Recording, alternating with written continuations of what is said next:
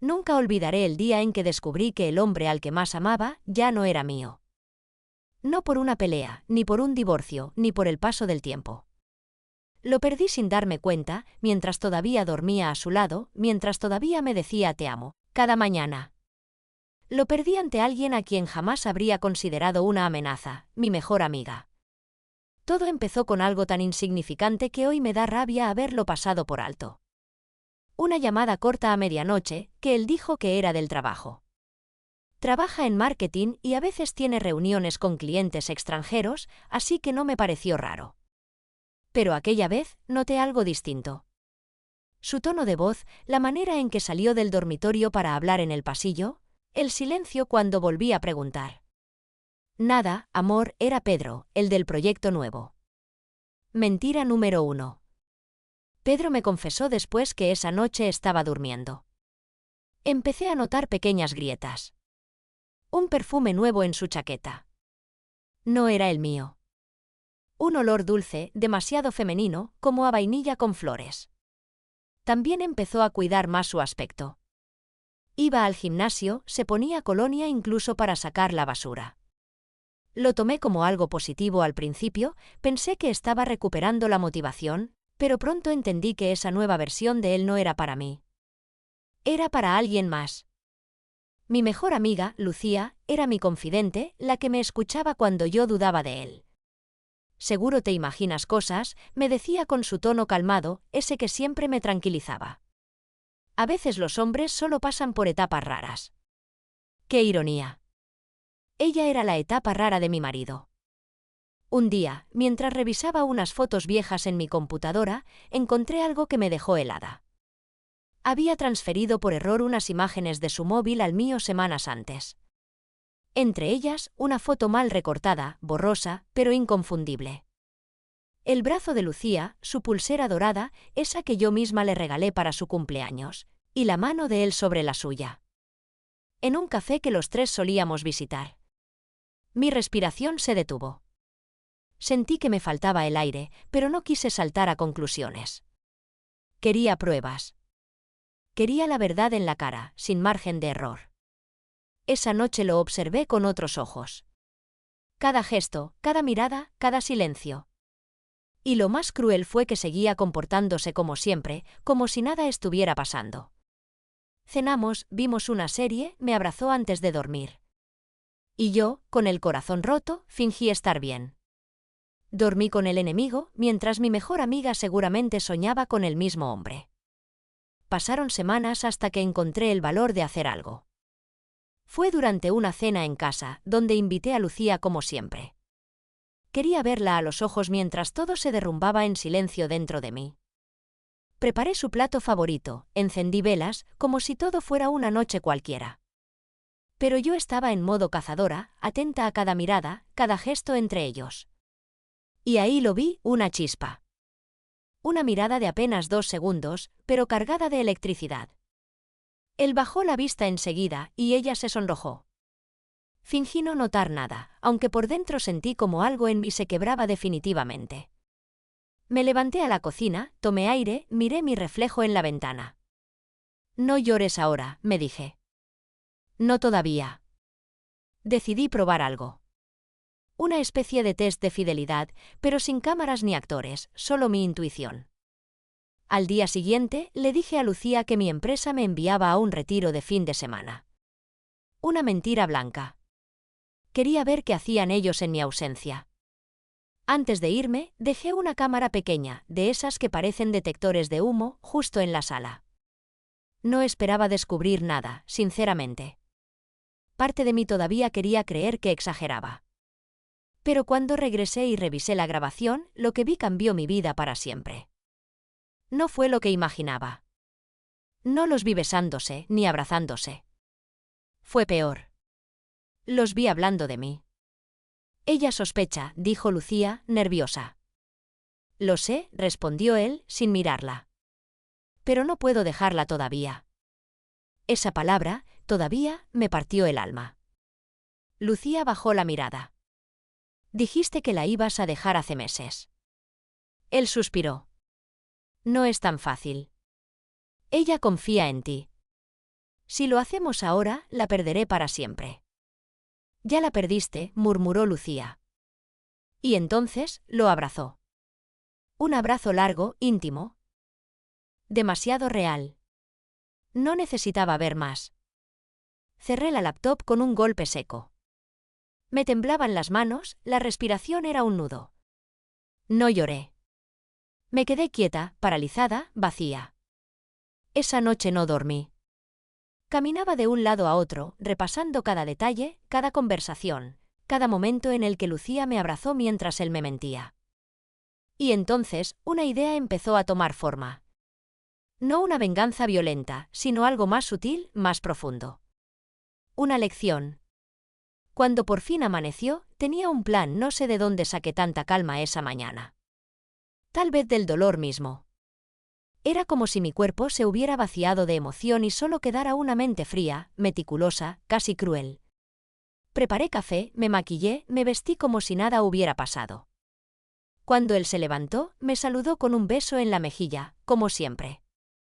¿Dormiste bien?, preguntó. Sí, perfecto, mentí con una sonrisa.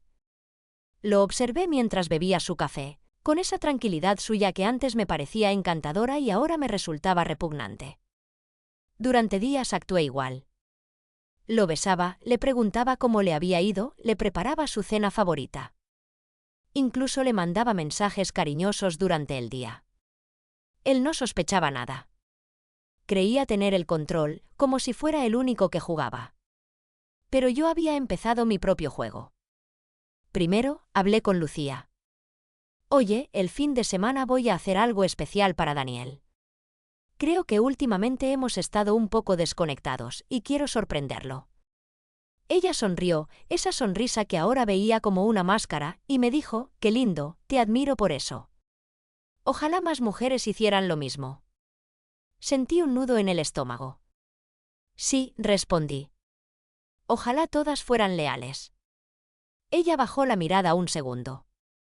No sé si lo notó, pero yo sí. Empecé a dejar pequeñas pistas. Una nota en la mesa con un número falso de hotel. Un perfume masculino en mi bufanda. Un mensaje programado en mi móvil que él pudiera ver de casualidad, gracias por la noche de ayer. Fue inolvidable.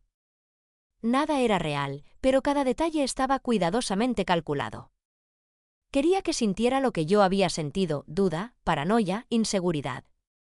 Pasaron solo 3 días antes de que mordiera el anzuelo. Llegó antes de lo habitual, con la excusa de que había olvidado algo en casa. Me encontró arreglándome frente al espejo, maquillándome más de lo normal. ¿Sales? Sí, respondí sin dudar. Con una amiga del trabajo. Tiene una exposición de arte. Me miró a los ojos, tratando de leerme. ¿Desde cuándo te gusta el arte? Desde que empecé a descubrir cosas nuevas, dije, sin apartar la vista del espejo. Esa noche no salí. Me quedé en el coche, estacionada a 2 calles de casa, viendo cómo él salía minutos después con su móvil en la mano, escribiendo. Lo seguí discretamente. Mi corazón latía tan fuerte que temía que se escuchara desde fuera. Lo vi llegar al mismo café de siempre, el nuestro, donde solíamos pasar tardes enteras soñando con viajes, con hijos, con una vida que ahora me parecía una farsa. Y ahí estaba ella. Lucía. Puntual, hermosa, sonriente, con esa mirada de complicidad que tantas veces había dirigido hacia mí. Los observé durante casi 1 hora. No se tocaron. No se besaron. Pero se entendían con los ojos. No necesitaban más. En cada gesto se respiraba la intimidad de quienes comparten un secreto.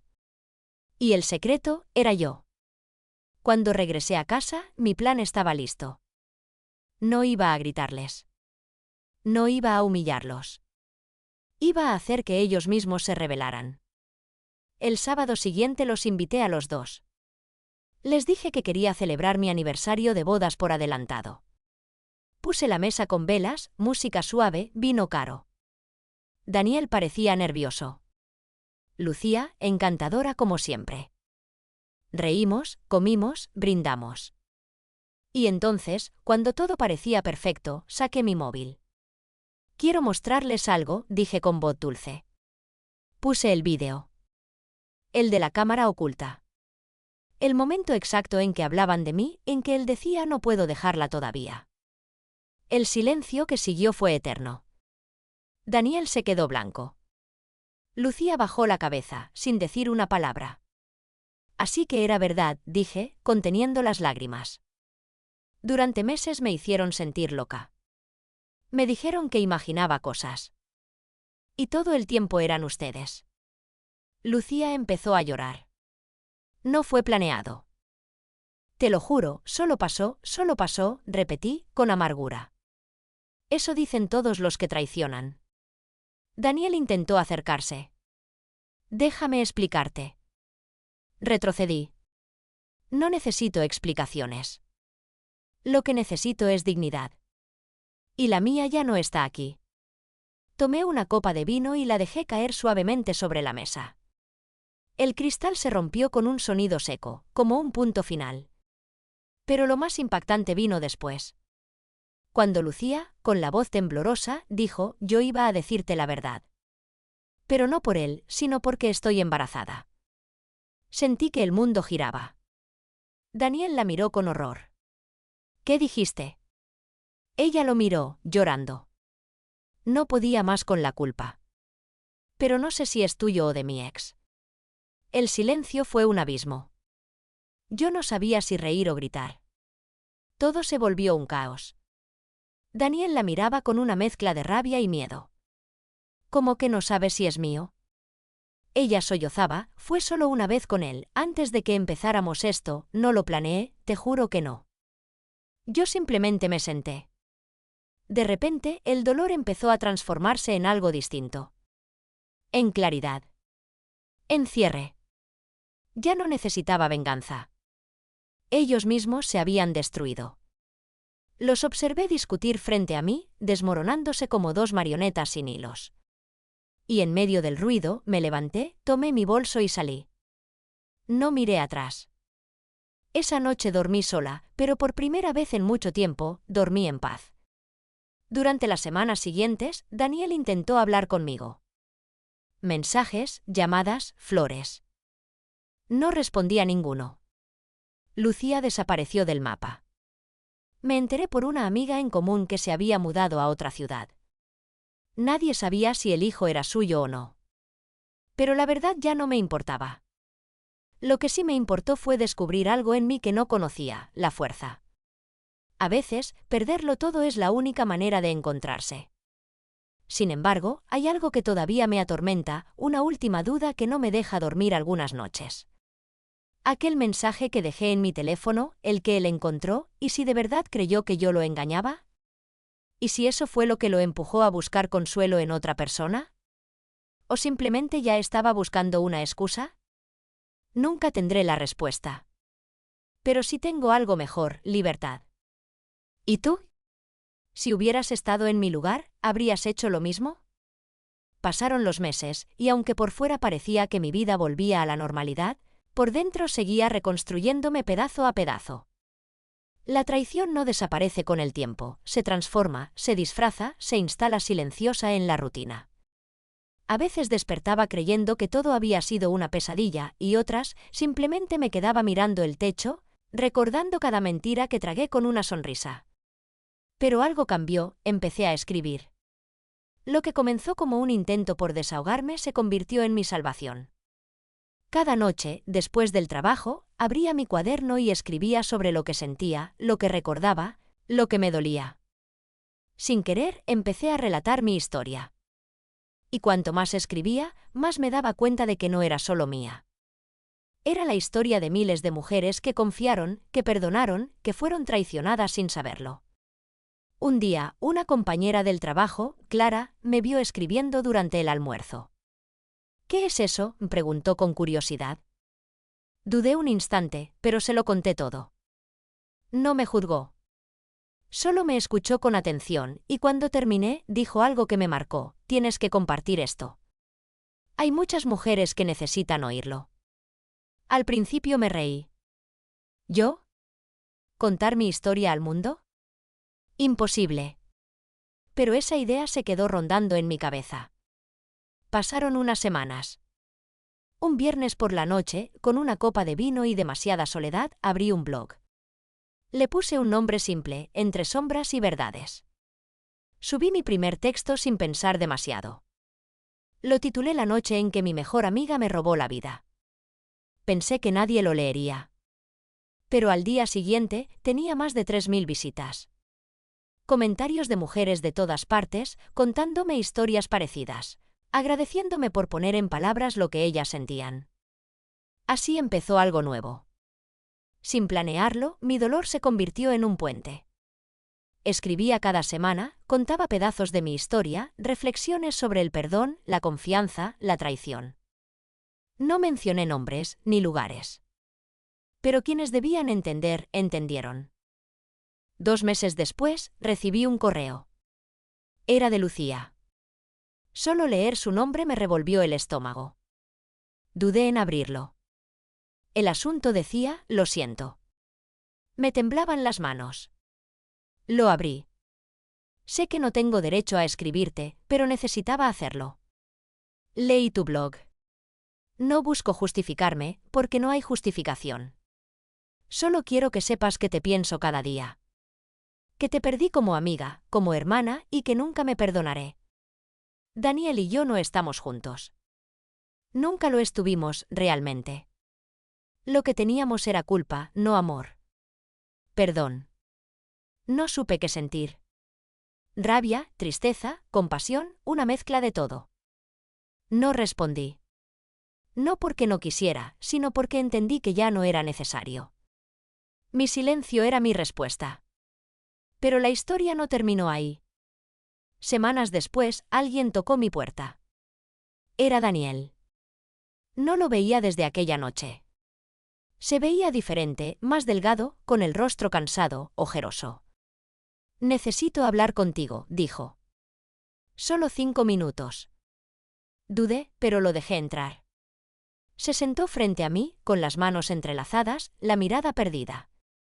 Sé que no merezco ni un segundo de tu tiempo, pero he pasado meses pensando en todo. En ti. En lo que hice. Y quiero pedirte perdón. Lo escuché en silencio. Sé que ya no hay vuelta atrás, pero quiero que sepas que nunca dejé de amarte. Lo que pasó con Lucía fue una confusión, un error enorme. Me sentía vacío y ella estaba ahí. No la amaba. Solo estaba huyendo de mí mismo. Lo miré con calma. Antes, sus palabras me habrían roto. Ahora solo me daban lástima.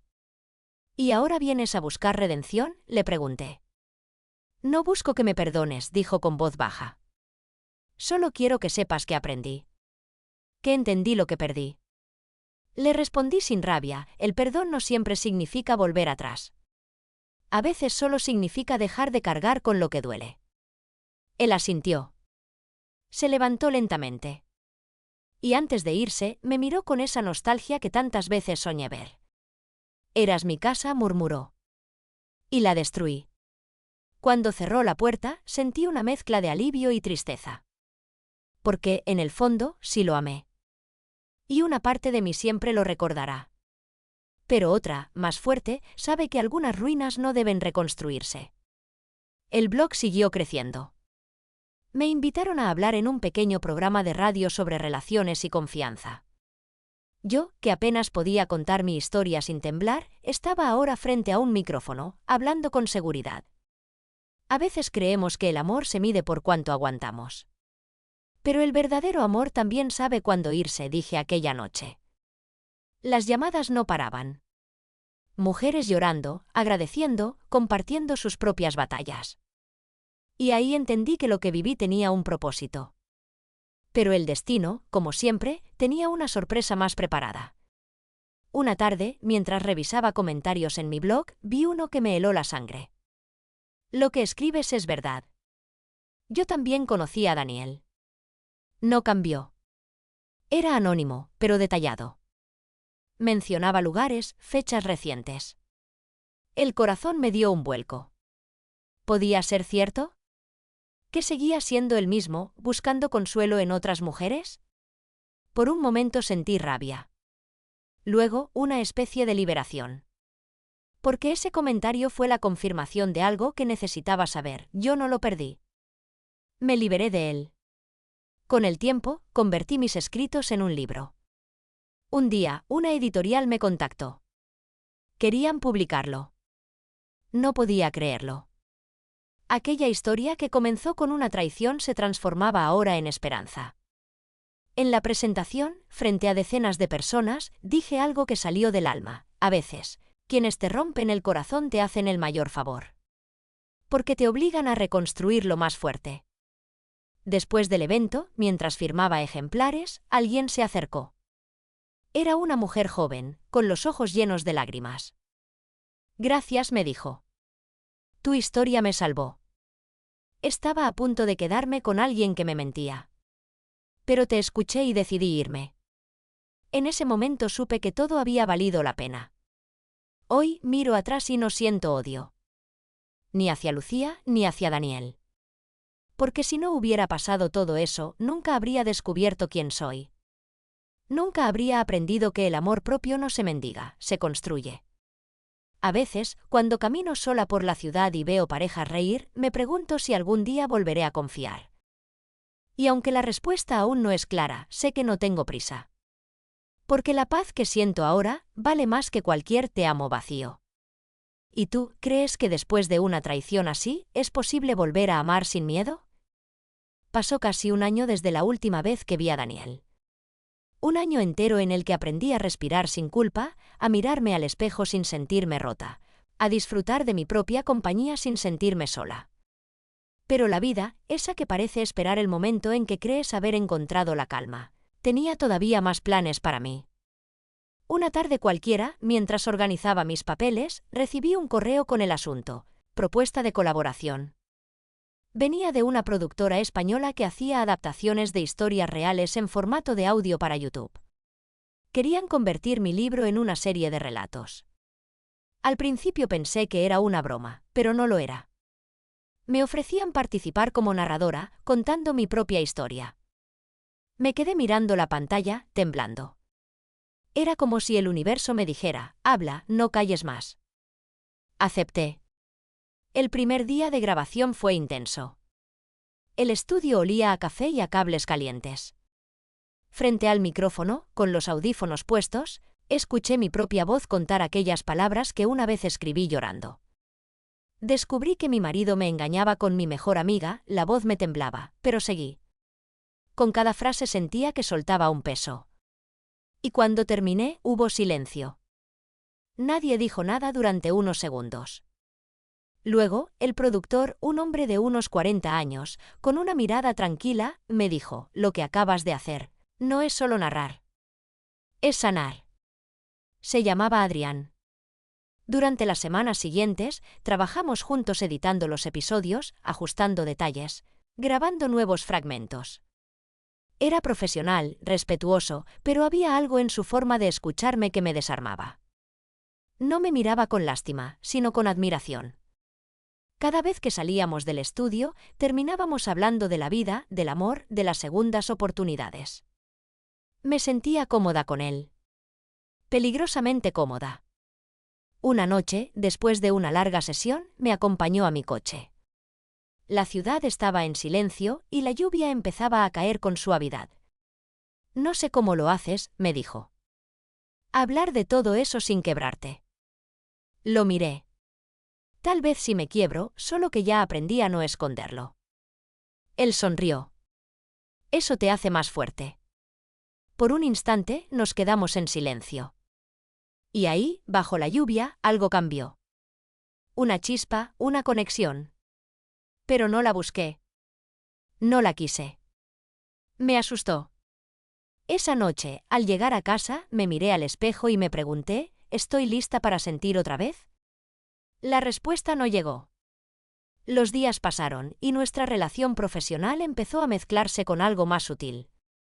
Mensajes fuera de horario, llamadas por si acaso, cafés que duraban horas.